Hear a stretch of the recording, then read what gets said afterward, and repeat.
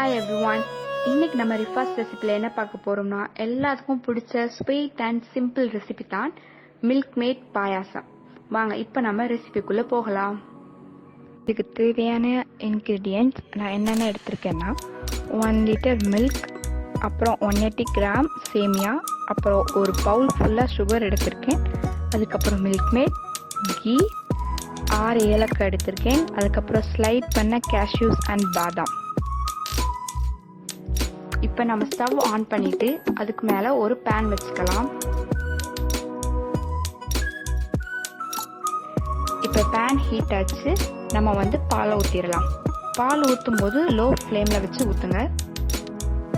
பால் ஊற்றின பிறகு நம்ம வச்சிருக்க ஏலக்காவை நல்லா இடித்து பாலில் போட்டுடலாம். அப்போ தான் பாயாசத்தில் ஏலக்காய் டேஸ்ட்டும் நல்லா தெரியும்.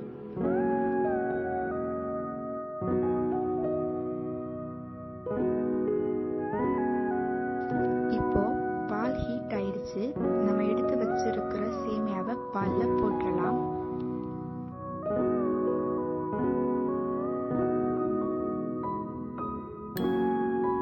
இப்போ சேமியாவை போட்ட உடனே நம்ம நல்லா கிண்டி விட்டுக்கலாம். ஏன்னா சில நேரங்களில் சேமியா போட்டதும் அடி பிடிச்சிரும். அதனால இப்போ நம்ம நல்லா கிண்டி விட்டுக்கலாம். அப்புறம் நம்ம சுகர் போட்டுக்கலாம். பாயாசத்துக்கு நிறைய சுகர் போட்டால் தான் நல்லாவும் இருக்கும் சாப்பிட்றதுக்கு. உங்களுக்கு தேவையான அளவுக்கு சுகர் நீங்கள் ஆட் பண்ணிக்கோங்க. அதுக்கப்புறம் மில்க்மேட் எல்லா இடத்துலையும் ஸ்ப்ரெட் ஆகிற மாதிரி நல்லா ஊற்றி விட்டுக்கோங்க. ஏன்னா இது மில்க்மேட் பாயாசம்னால நம்ம மில்க்மேட் அதிகமாகவே சேர்த்துக்கலாம். இருக்கிற சேமியெல்லாம் நல்லா வேகிறதுக்காக நம்ம இப்போ பேனை ஒரு லிட்டை வச்சு மூடிக்கலாம். கீ ஊற்றுனதும் நம்ம ஸ்லைட் பண்ணி வச்சிருக்கிற பாதாம் முந்திரியை அதில் போட்டுடலாம். போட்டதும் நல்லா கிண்டி விட்டுருங்க. அப்போ தான் நமக்கு பாதாமும் முந்திரியும் லைட் ப்ரௌனிஷ் கலரில் வரும். க்ளோஸ் பண்ணி இருக்கிற லிட்டை நம்ம ஓப்பன் பண்ணிடலாம்.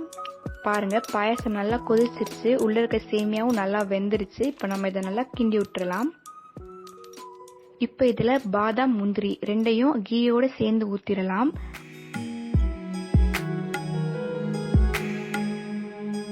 ஃபைனலி நமக்கு மில்க்மேட் பாயாசம் ரெடி ஆகிடுச்சு. இப்போ நம்ம அதை சர்வ் பண்ணிடலாம்.